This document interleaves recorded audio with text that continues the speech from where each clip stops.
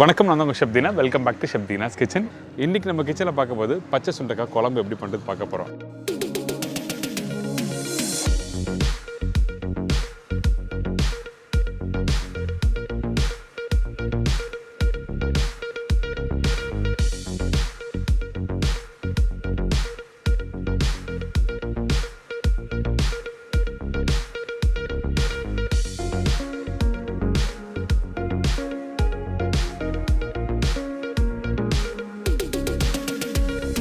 இது கூட தொட்டுக்க நம்ம என்ன பண்ண போறோம்னா உருளைக்கிழங்கு ஃப்ரை.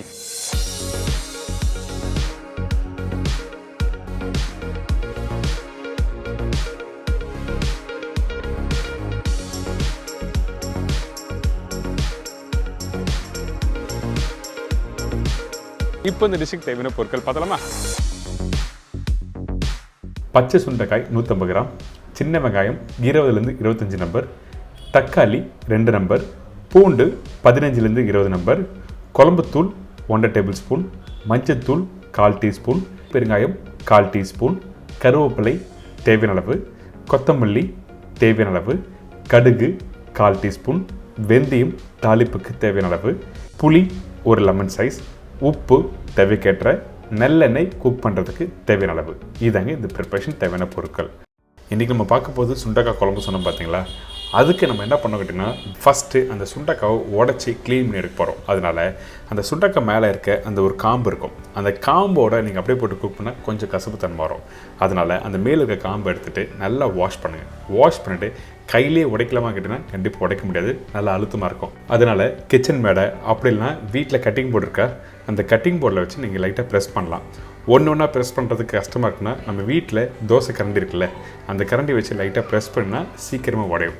இந்த மாதிரி ஒரு ஈஸியான ஸ்டைலில் நீங்கள் வீட்டில் பண்ணிக்கலாம். இதுக்கப்புறம் இந்த விதையை எடுக்கிறது நான் ஸ்டார்டிங்கே சொன்னேன், வயிறு வலி இருக்கணும். கண்டிப்பாக நீங்கள் விதையை எடுத்துருக்கணும். அதுக்காக நீங்கள் முழுசாக எடுக்கணும் அவசியம் இல்லை. ஒரு 10% இருக்கிறதுனால தவறு எதுவுமே இல்லை. முடிஞ்ச வரைக்கும் ஒரு 80 to 90% அளவுக்கு நீங்கள் இந்த விதையை எடுத்துருங்க. சுண்டைக்காய் பெரும்பாலும் நம்ம சாப்பிட்றது உடம்புக்கு எதுக்கு நல்லது கேட்டிங்கன்னா, நம்ம ஜுரம் வருதுன்னு வச்சுங்க, அந்த டைமில் சுண்டைக்காய் சாப்பிட்றது நல்லது. அது மட்டும் இல்லை, வாய்ப்புண்ணு, நம்மளோட பல் சொத்தை ஆகாமல் இருக்கிறதுக்கு இந்த மாதிரி சுண்டைக்காய் சாப்பிட்லாம்.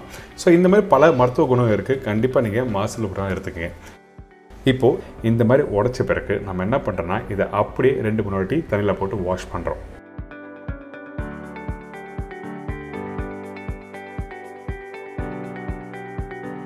திருப்பி 100 வாட்டி போட்டு வாஷ் பண்ணினா உங்களுக்கு என்ன ஆகிட்டுன்னா, அந்த சுண்டைக்காய் முடிஞ்சிருக்க விதை வந்துடும்.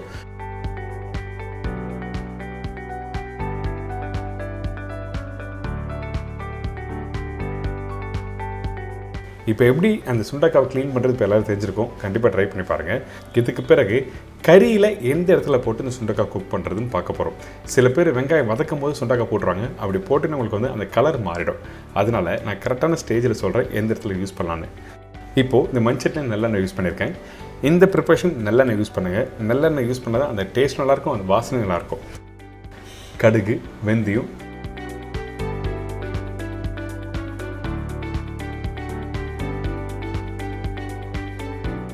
பூண்டு, சின்ன வெங்காயம், கருவேப்பிலை இதெல்லாம் போட்ட பிறகு நல்லா வதக்குங்க. இந்த வெங்காயம் கொஞ்சம் குவான்டிட்டி அதிகமாக போட்டிருக்கேன். நான் சொன்ன குவான்டிட்டி நீங்கள் வீட்டில் ட்ரை பண்ணி பாருங்கள், நல்லாயிருக்கும். ஏன் கேட்டேன்னா, அந்த சின்ன வெங்காயம் வதக்கிட்டு நீங்கள் குழம்புல சேர்த்து சாப்பிடும்போது ஒரு டேஸ்ட் அருமையாக இருக்கும். அதே டைமில் வெங்காயம் வதக்கிற பக்கம் என்ன கேட்டால் கரெக்டாக ஒரு 75 to 80% அளவுக்கு வதக்கிடுங்க. இதுக்கு பிறகு கட் பண்ணி வச்சுருக்க தக்காளி, இந்த தக்காளி போட்ட பிறகு கொஞ்சம் மஞ்சத்தூள், உப்பு, பெருங்காயம் இதெல்லாம் போட்டு லைட்டாக வதக்குங்க.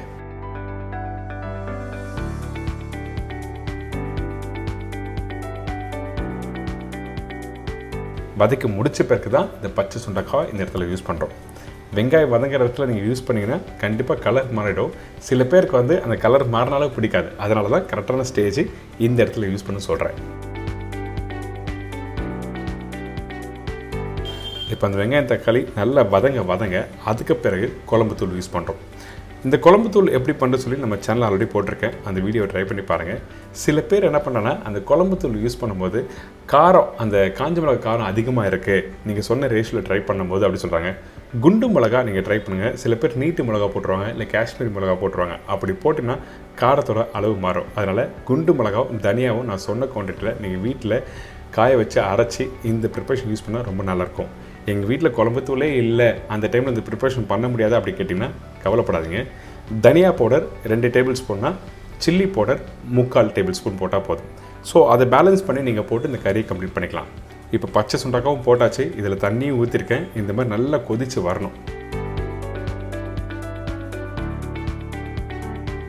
இந்த மாதிரி நல்லா கொதித்து வந்த பிறகு தான் புளி தண்ணி போடணும். புளி தண்ணி எடுத்த உடனே நீங்கள் ஊற்ற வேண்டாம். அந்த பச்சை வாசனை போன பிறகு தான் புளி தண்ணி ஊற்றுறேன். இப்போது புளி வந்து ஒரு லெமன் சைஸ் சொல்லியிருக்கேன். உங்களுக்கு புளிப்புத்தன்மை ஏற்ற மாதிரி நீங்கள் இதில் போட்டுக்கலாம். சில பேர் வந்து கொஞ்சம் புளிப்பு அதிகமாக இருந்தால் தான் நல்லாயிருக்கும் சொல்லுவாங்க. அதனால ஒரு கல் புளி எக்ஸ்ட்ரா நீங்கள் வேணுன்னா நீங்கள் போட்டுக்கலாம். இப்போ இந்த புளி போட்ட பிறகு திருப்பி நல்லா கொதிக்க வேணும். எப்படி மசாலா போட்ட பிறகு கொதிக்க விட்டீங்களோ அது மாதிரி புளி போட்ட பிறகு நல்லா கொதித்து வந்த பிறகு கொஞ்சம் நல்லெண்ணெய், கொஞ்சம் கொத்தமல்லி போட்டு நல்லா மிக்ஸ் பண்ணி அப்படியே எடுத்து வெள்ளை சாதத்தில் போட்டு சாப்பிட்டீங்கன்னா அடாடா அந்தளவுக்கு பிரமாதமாக இருக்கும். இன்னொரு முக்கியமான விஷயம், சுண்டக்காய் குழம்பு ஊற ஊற டேஸ்ட் அதிகரிக்கும். நீங்கள் வேணால் வீட்டில் ட்ரை பண்ணி பாருங்களேன். கண்டிப்பாக நான் சொன்னது உங்களுக்கு எல்லாருக்கும் பிடிக்கும்.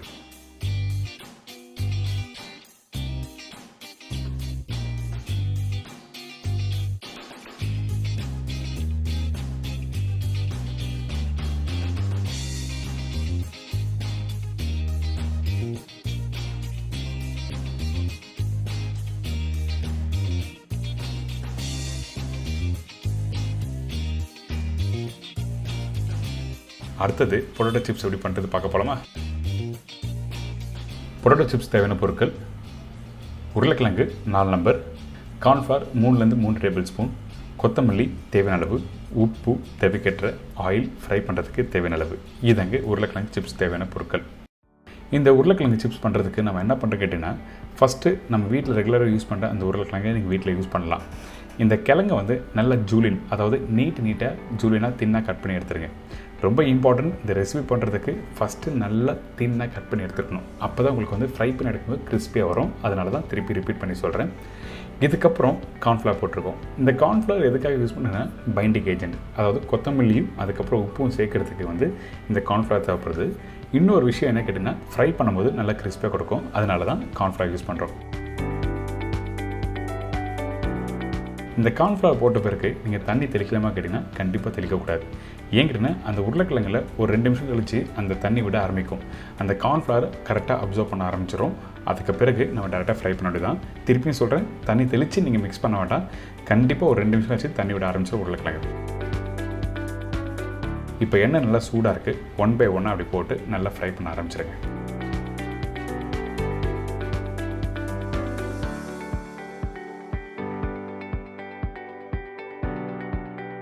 ஃப்ரை பண்ணும்போது கண்டிப்பாக எண்ணெய் நல்லா சூடாக இருக்கணும். அதுக்கு பிறகு இந்த கிழங்கு நல்லா வெந்து வரும் பார்த்தீங்கன்னா, அதாவது ஒரு 30 to 40% வெந்து வர டைமில் அப்படியே திருப்பி போடுங்க. திருப்பி போட்ட பிறகு அந்த கிழங்கு அப்படியே உங்கள் கரண்டிலே வச்சு நல்லா உடைக்க ஆரம்பிங்க. ஏன் கேட்டிங்கன்னா, அந்த கார்ன்ஃப்ளவர் ஒன்றோட ஒன்று ஒட்ட ஆரம்பிக்கும். அந்த டைமில் லைட்டாக அப்படி நீங்கள் உடைக்க ஆரம்பிச்சிங்கன்னா உதிரியாக நல்லா சூப்பரான சிப்ஸ் ரெடி.